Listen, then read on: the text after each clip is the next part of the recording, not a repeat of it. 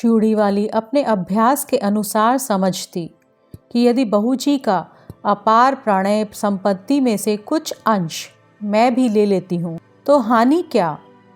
परंतु बहू जी को अपने प्रणय के एकाधिपत्य पर पूर्ण विश्वास था। वो निष्क्रिय प्रतिरोध करने लगी। राजयक्षमा के भयानक आक्रमण से वो घुलने लगी और सरकार वन विहंगिनी विलासिनी को स्वायत्त करने में दत्तचित हुए।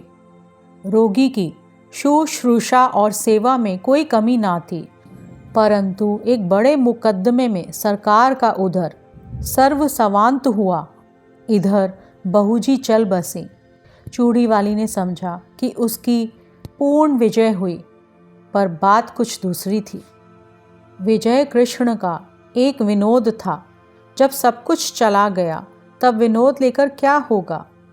एक दिन उन्हें स्मरण हुआ कि अब मेरा कुछ नहीं है। उसी दिन चूड़ी वाली से छुट्टी मांगी। उसने कहा, कमी किस बात की है, मैं तुम्हारी हूँ और सब विभव भी तुम्हारा है। विजय कृष्ण ने कहा, मैं वैश्या की दी हुई जीविका से पेट पालने में असमर्थ हूँ।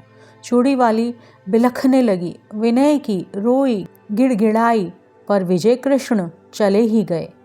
वो सोचने लगी, अपना व्यवसाय और विजय की गृहस्थी बिगाड़कर जो सुख खरीदा था उसका कोई मूल्य नहीं।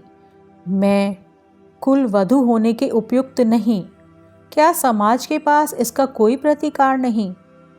इतनी तपस्या और इतना स्वार्थ त्याग व्यर्थ है।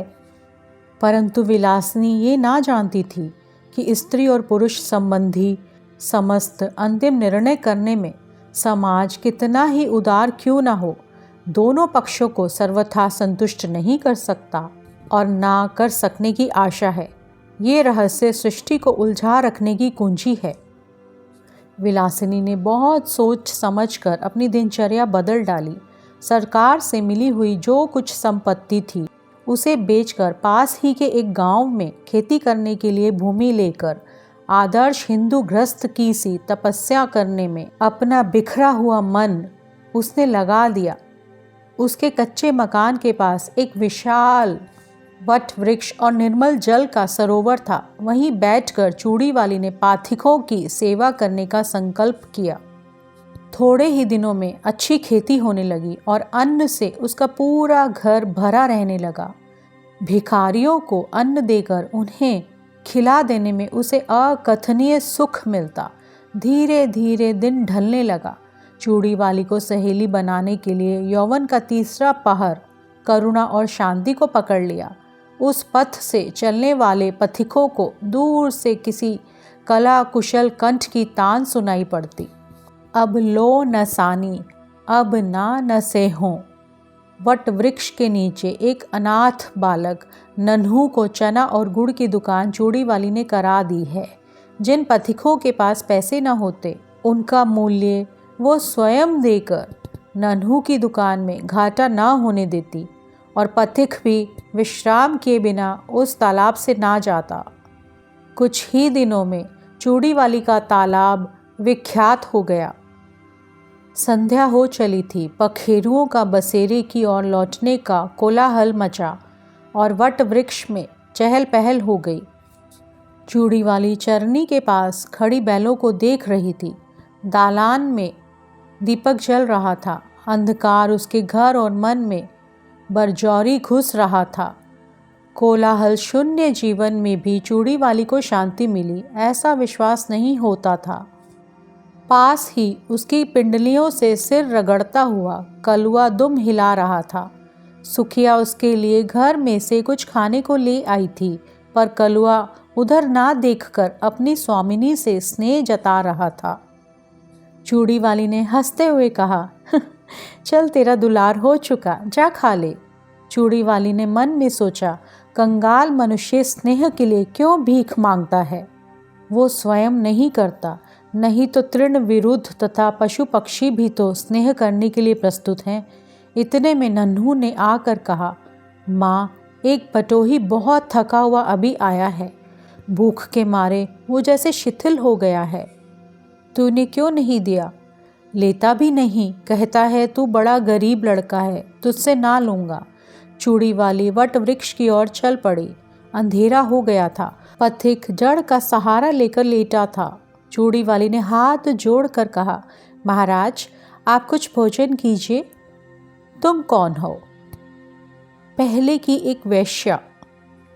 छी, मुझे पड़े रहने दो। मैं नहीं चाहता कि तुम मुझसे बोलो भी, क्योंकि तुम्हारा व्यवसाय कितने ही सुखी घरों को उजाड़ कर शमशान बना देता है। महाराज, हम तो कला के व्यवसायी हैं। ये अपराध कला का मूल्य लगाने वालों की कुरुचि और कुत्सित इच्छा का है। संसार में बहुत से निर्लज स्वास्थ्यपूर्ण व्यवसाय चलते हैं, फिर इसी पर इतना क्रोध क्यों? क्योंकि वो उन सबों में अधम और निकृष्ट है। परंतु वैश्या का व्यवसाय करके भी मैंने एक ही व्यक्ति से प्रेम किया था। मैं और धर्म नहीं जानती, पर अपने सरकार से तो जो कुछ मुझे मिला उसे मैं लोक सेवा में लगाती हूँ। मेरे तालाब पर कोई भूखा नहीं रहने पाता। मेरी जीविका चाहे जो हो रही हो, मेरे अतिथि धर्म में बाधा ना दीजिए। पथिक एक बार ही उठकर बैठ गया और आंख गड़ाकर अंधेरे में देखने लगा। सहसा बोल उठा, चूड़ी वाली? कौन सरकार? हाँ, तुमने शोक हर लिया। मेरे अपराधजनक तमाम त्याग में पुण्य का भी भाग था, ये मैं नहीं जानता था। सरकार, मैंने गृहस्थ कुल वधू होने के लिए कठोर तपस्या की है। इन 4 वर्षों में मुझे विश्वास हो गया है कि कुल वधू होने में जो महत्व है वो सेवा का है, ना कि विलास का। सेवा ही नहीं चूड़ी वाली, उसमें विलास का अनंत यौवन है, क्योंकि केवल स्त्री और पुरुष के शारीरिक बंधन में वो पर्यवसित नहीं है। बाह्य साधनों के विकृत हो जाने तक ही उसकी सीमा नहीं, गृहस्थी जीवन के लिए प्रचुर उपकरण प्रस्तुत करता है। इसलिए वो प्रिय ही है और श्रेय भी है। मुझे विश्वास है कि तुम अब सफल हो जाओगी। मेरी सफलता आपकी कृपा पर है। विश्वास कीजिए कि अब इतने निर्दय ना होंगे। कहते कहते चूड़ी वाली ने सरकार के पैर पकड़ लिए। सरकार ने उसके हाथ पकड़ लिए। ये कहानी सुनने के लिए आपका दिल से धन्यवाद। आपका दिन शुभ हो।